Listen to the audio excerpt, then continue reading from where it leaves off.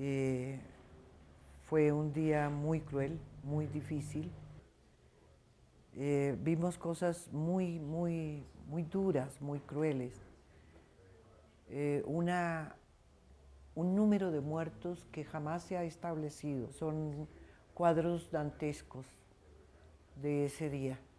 Y ese día también fue en todo el país así. Solo que Bogotá, pues sí se llama el Bogotazo, porque fue aquí donde sucedió el hecho de la muerte de Jorge Eliezer Gaitán. Y ese día marcó también una violencia muy grande en los campos y en las ciudades colombianas. No es que antes no la hubiera, sí la había, y muy fuerte, pero como que se desató mucho más, fue más fuerte a partir de ahí. Y de ahí para acá, casi que no recuerdo que hayamos tenido una paz real como yo la he visto en otros países.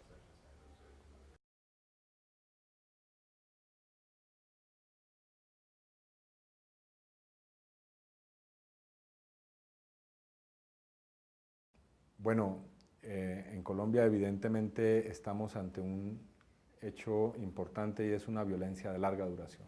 Colombia lleva 50 años en un conflicto armado que ha tenido evidentemente distintas etapas, distintas formas, pero que puede realmente ubicarse en esa temporalidad histórica.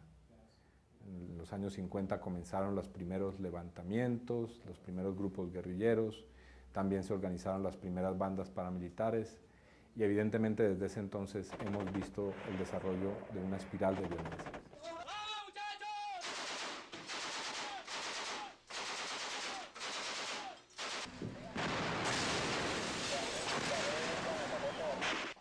Y evidentemente esa espiral de violencia ha tenido como ingrediente fundamental el aterrorizar a la población y el vivir realmente en un clima emocional de zozobra, de permanente angustia y evidentemente de un miedo constante.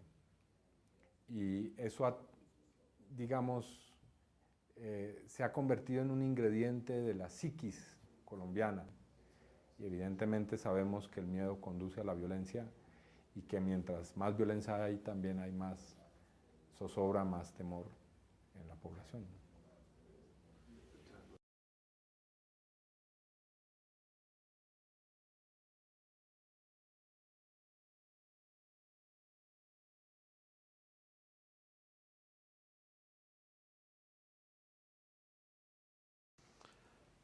The political violence is something that has been quite chronic in our history, and there's no doubt that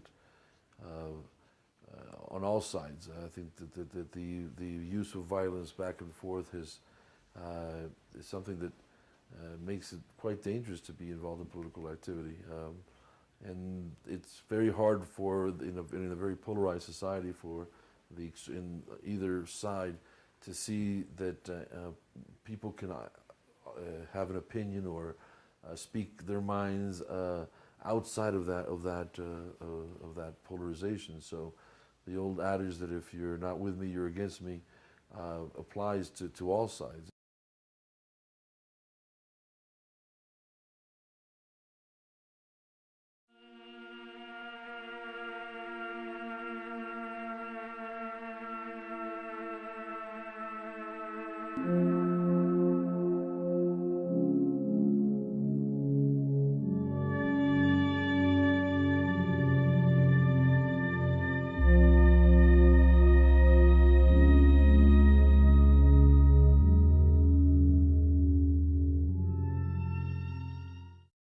Cada vez que en Colombia aparece una política de seguridad para derrotar el terrorismo, cuando los terroristas empiezan a sentirse débiles, inmediatamente envían sus voceros a que hablen de derechos humanos.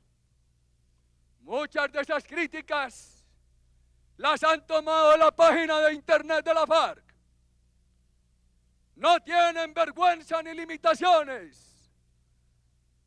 Sacan libros en Europa sobre rumores y calumnias.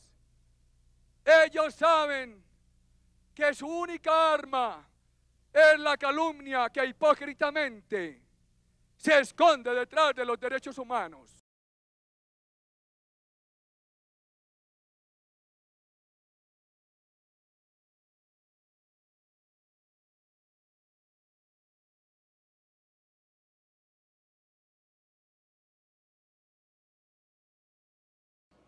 Hace 2 años el presidente de la República hizo unos comentarios en una cena militar en la cual dijo que las ONGs son una arma política y jurídica de grupos terroristas, y la semana pasada el vicepresidente de la República comparó las ONGs a yihadistas. ¿Cuál es su opinión sobre estos comentarios que han hecho estos hombres? La primera opinión es que lo que usted está diciendo no es falso. De manera que no puedo contestar preguntas editorializadas y con biased desde el principio. Porque el presidente ha dicho que muchas ONGs son utilizadas como armas paralelas de la subversión en Colombia y en el mundo. No ha dicho que las ONGs sean tal. De modo que usted está falsando a la verdad en la pregunta. El vicepresidente dijo lo mismo.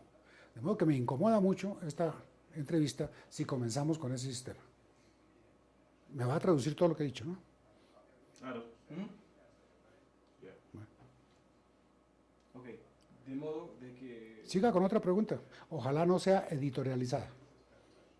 Y unos traficantes de derechos humanos que se deberían de una vez por todas quitar su careta, aparecer con sus ideas políticas y dejar esa cobardía de esconder sus ideas políticas detrás de los derechos humanos.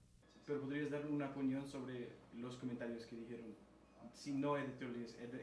Yo tengo el comentario, y lo he dicho repetidamente, que muchas ONGs, empezando por algunas que son muy sonadas internacionalmente, tienen un principio político inicial, que defienden unos derechos humanos, los de ciertas personas y no los de otras personas, que tienen una tarea para debilitar el Estado en ciertos países en donde no hay un acuerdo político con ellos, y que son un instrumento paralelo al ejercicio de la subversión. Lo he dicho repetidamente y es cierto, lo cual no quiere decir que todas las ONGs, que es lo que usted dijo en la pregunta. General Lesmes, asume usted el comando de la Fuerza Aérea para derrotar el terrorismo. Que los traficantes de derechos humanos no lo detengan. Que toda la Fuerza Aérea colombiana le preste a esta gran nación el servicio de ayudar a que nos liberemos de una vez por todas de esa pesadilla.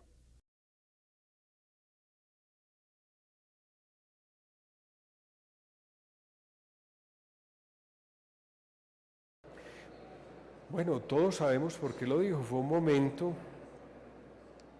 en el cual todavía eran frecuentes los ataques de las guerrillas contra la población, causando inmenso daño, y momentos en los que no se advertía que la denuncia de algunas ONG era tan severa, tan fuerte, aquí y afuera, como lo era cuando las guerrillas cometían los delitos. Las organizaciones de derechos humanos, las respetamos.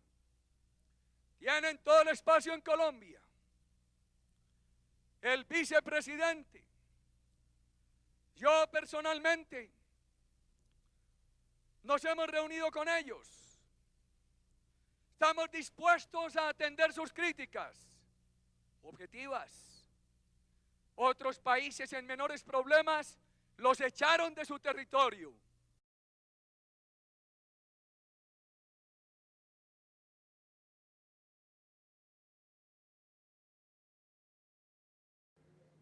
A ver, considero que el presidente Álvaro Uribe Vélez es un hombre muy mesurado, es un hombre muy inteligente, es un hombre que mide cada una de las palabras que dice y cada una de sus actuaciones. Si el señor presidente de la República hizo esas afirmaciones, pues considero de que él debe tener unas pruebas para poder afirmar esto.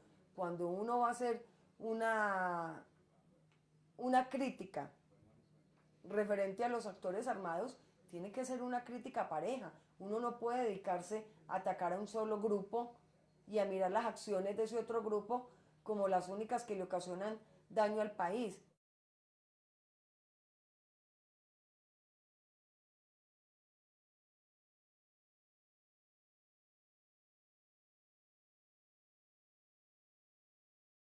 ¿Usted piensa que las ONGs son parciales en criticando las acciones de los paramilitares?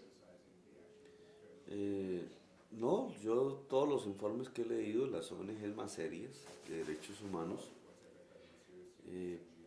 siempre muestran las estadísticas que reflejan qué grupos son los más responsables de violaciones de derechos humanos, cuántas violaciones hay, quiénes las cometen. Y siempre esos informes tienen como conclusión que los tres grupos, el Estado, los paramilitares, la guerrilla, cometen violaciones de derechos humanos. Lo que pasa es que unos más que otros, y otros de manera diferente a lo que hacen uno. Los paramilitares son los principales violadores de derechos humanos de Colombia y los más salvajes de todos. Estos torturan, desaparecen, masacran población civil. Ya van 14.000 asesinatos de niños y ancianos y mujeres, generalmente. Violan mujeres. Ejercen un nivel de extorsión muy superior al que ejerce la guerrilla sobre población pobre, no sobre población rica. Y establecen dictaduras, ahí donde controlan territorialmente con alianzas con el Estado local porciones del territorio. Entonces son estructuras diferentes y son magnitudes diferentes de la violación de derechos humanos.